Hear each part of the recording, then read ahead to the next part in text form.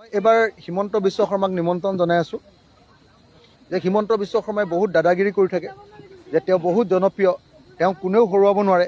সেইকাৰণে মই আমাৰ শিৱসাগৰ সমষ্টিলৈ হিমন্ত বিশ্ব শৰ্মাক মাতিছোঁ।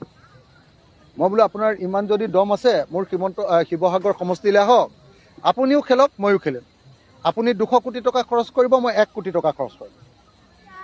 মোৰ বিৰুদ্ধে আপুনি 200 কোটি টকা খৰচ কৰিব, মই 1 কোটি টকা খৰচ কৰিম। আৰু 1 কোটি টকা খৰচ কৰি থিয় হিমন্ত বিশ্বক হৰুৱাই দিম। থিয় মই কৈ দিলোঁ আপোনালোকক, মই ধেমালি কৰি কোৱা নাই। তেওঁ ভাবি আছে বাহিৰৰ পৰা মানুহ আনি ভোট লৈ হিমন্তই জিকিয়ে থাকি বাহিৰৰ পৰা হিন্দী ভাষী মানুহ, বাঙালী ভাষী মানুহ আনি পূৰা জমা কৰি তেওঁ ভোট লৈ জিকি আছে। সেইকাৰণে আমাৰ উজনিত জিকিব পাৰিব নেকি? উজনিত হিমন্ত ৰজা নহয়, উজনিত মই আছোঁ, মই অখিল গগৈ আছোঁ। হিমন্ত আহক উজনিত, থিয় হৰুৱাই দিম। একেদিনাই কান্দিব লাগিব আৰু একেদিনাই অসমৰ ৰাজনীতিৰ পৰা হিমন্তই বিদায় ল'ব লাগিব।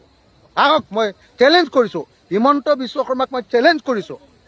কোনোবা মুখ্যমন্ত্ৰী হিমন্তক অন্য কোনোবা মানুহে চেলেঞ্জ কৰিব পাৰিব নেকি আহক বুলি ইলেকশ্যন খেলিবলৈ?